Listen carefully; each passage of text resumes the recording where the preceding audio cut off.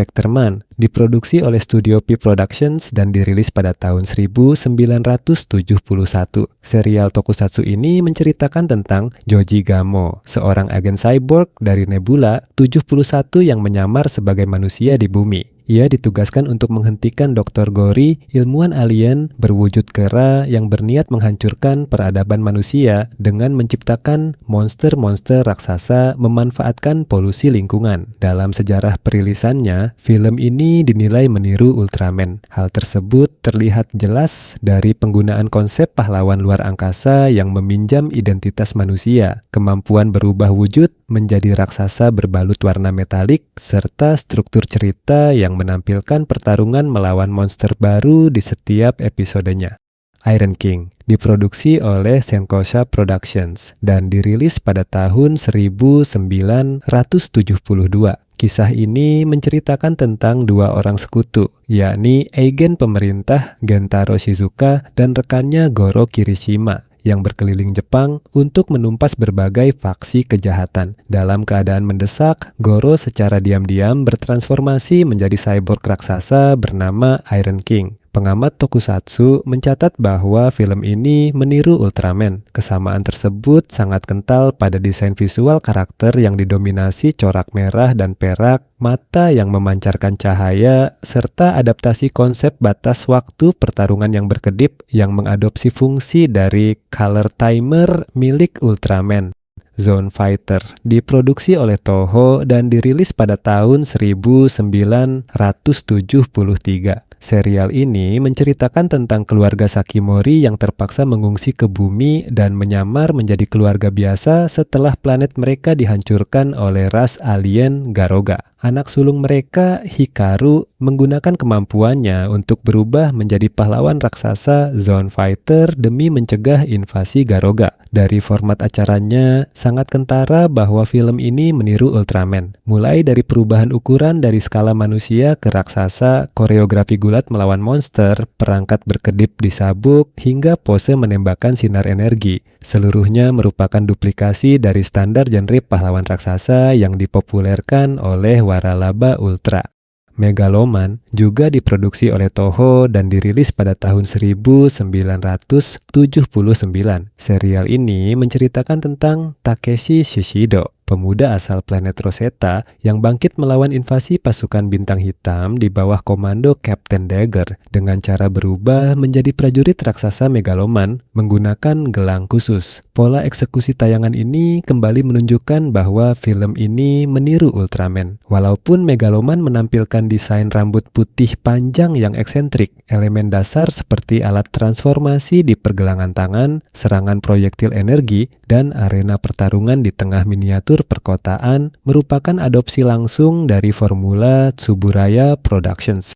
Silver Kamen diproduksi oleh Senkosha Productions dan dirilis pada tahun 1971.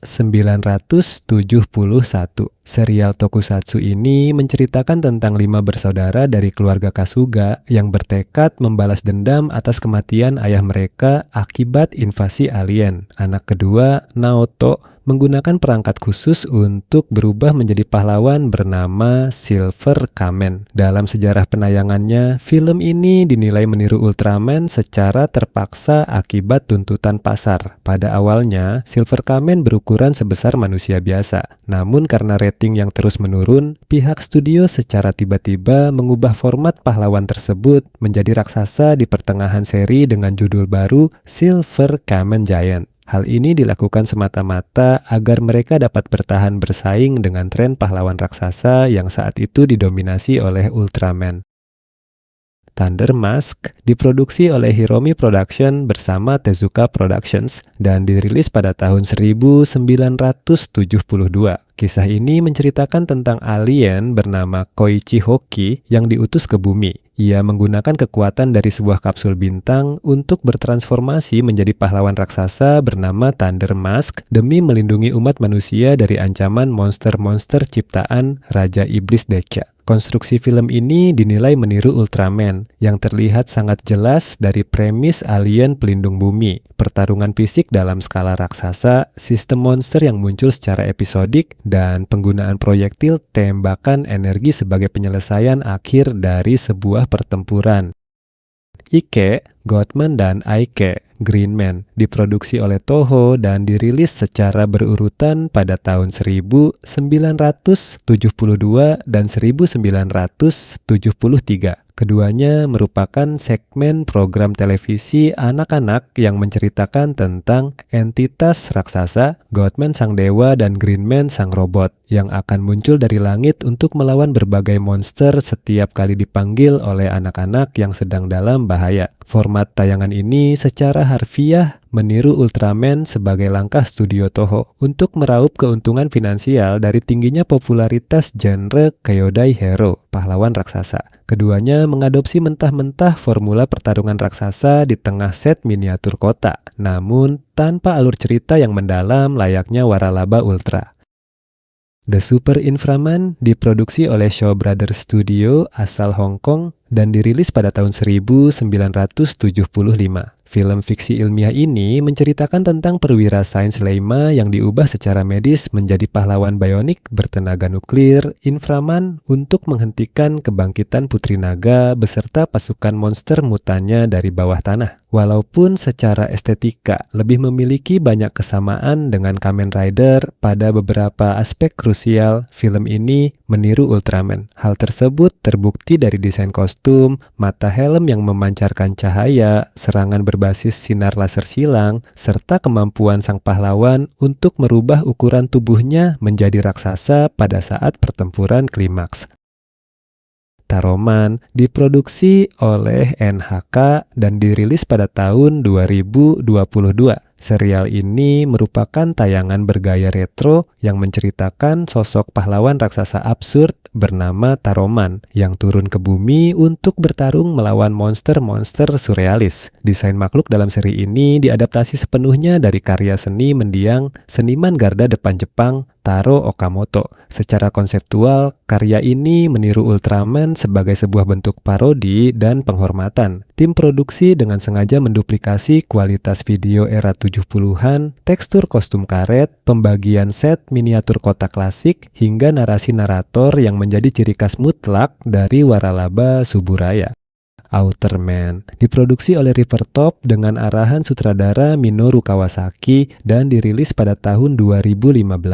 Film layar lebar ini menceritakan tentang sebuah realita di mana sosok pahlawan raksasa televisi Outerman yang dicintai masyarakat dunia selama 50 tahun ternyata merupakan representasi ras alien jahat yang sedang mencuci otak manusia. Sedangkan monster yang selama ini digambarkan jahat justru adalah sekutu pelindung bumi. Premis ini secara fundamental meniru Ultraman dengan tujuan satir dan dekonstruksi. Desain warna perak dan merah sang pahlawan, koreografi pertarungan, hingga sejarah penyiaran televisinya merupakan sindiran yang secara langsung ditujukan kepada Waralaba Ultraman.